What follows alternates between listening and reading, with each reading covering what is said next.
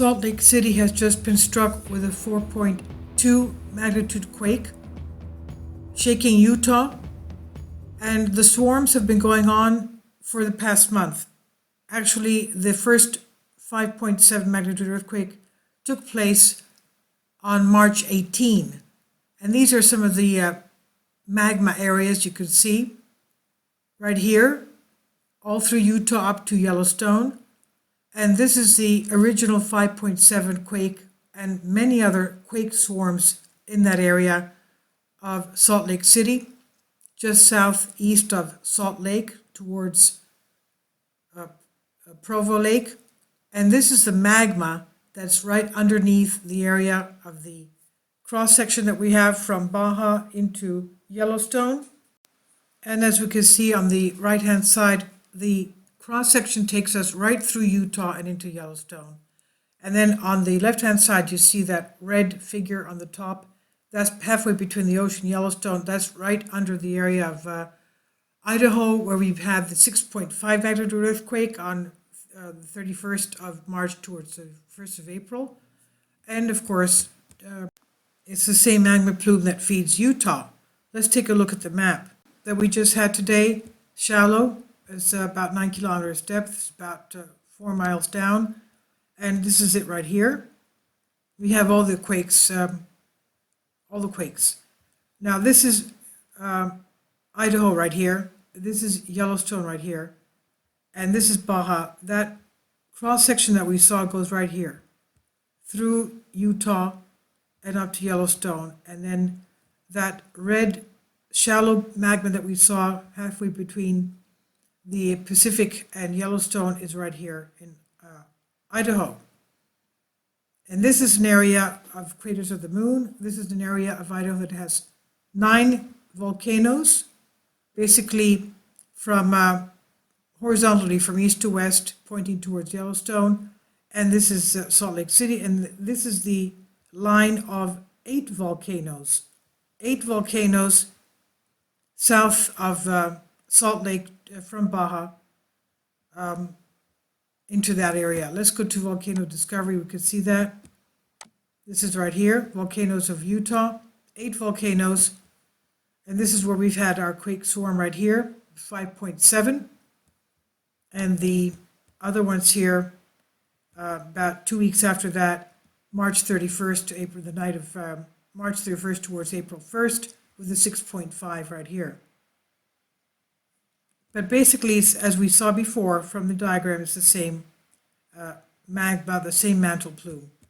Now going back to our volcanoes, Salt Lake City, okay, 1, 2, 3, 4, 5, 6, 7, 8.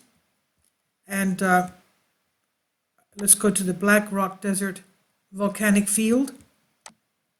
That's one of the youngest eruption, the latest eruption 660 years ago. The Black Rock Desert volcanic field, if we pull out, we'll see in relation to Salt Lake right there. Okay, it's basically somewhere between right here, around here. Okay, that's the youngest one.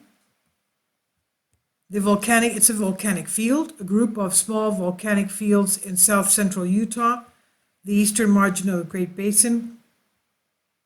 It's the youngest volcanic area in Utah and contains both Utah's youngest known rhyolite dome and its youngest lava flows, roughly 660 years ago, ice spring lava flows located at Ice Springs.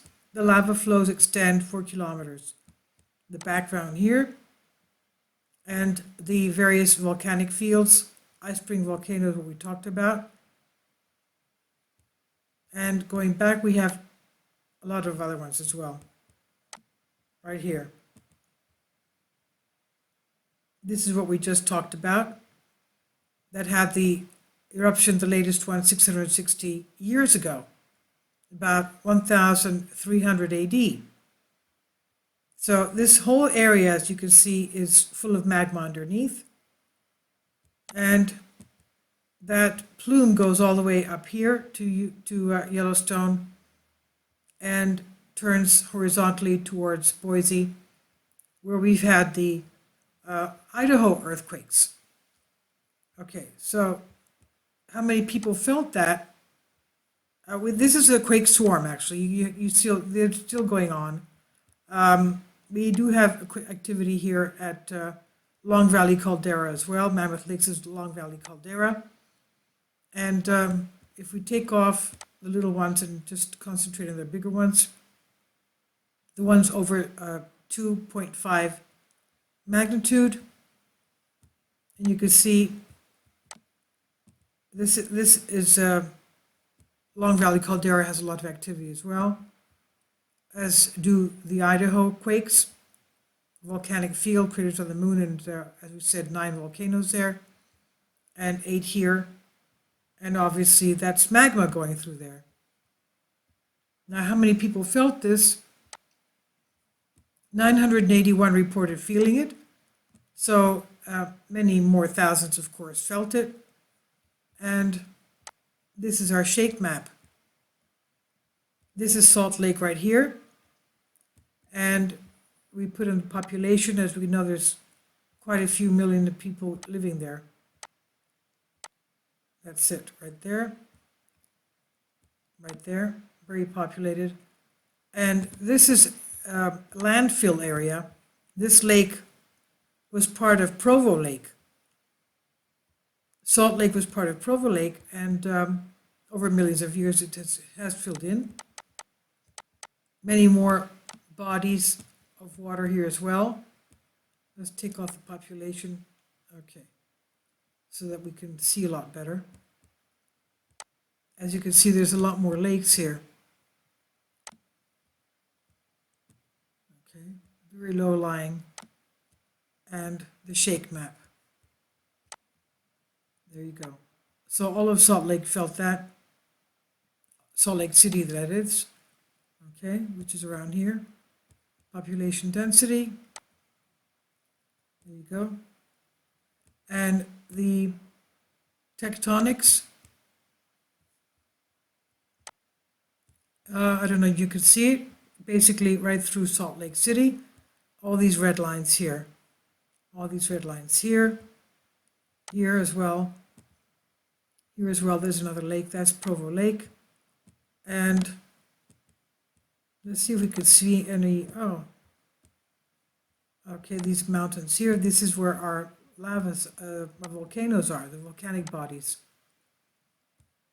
the volcanic fields. Okay, this is Long Valley Caldera right there, and these would be our volcanic fields right here that we were talking about.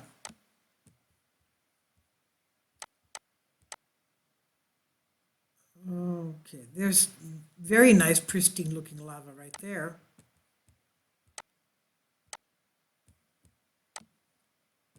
There we go. There we go. So this is the activity that we've had lately. And the activity, of course, in Idaho is also continuing.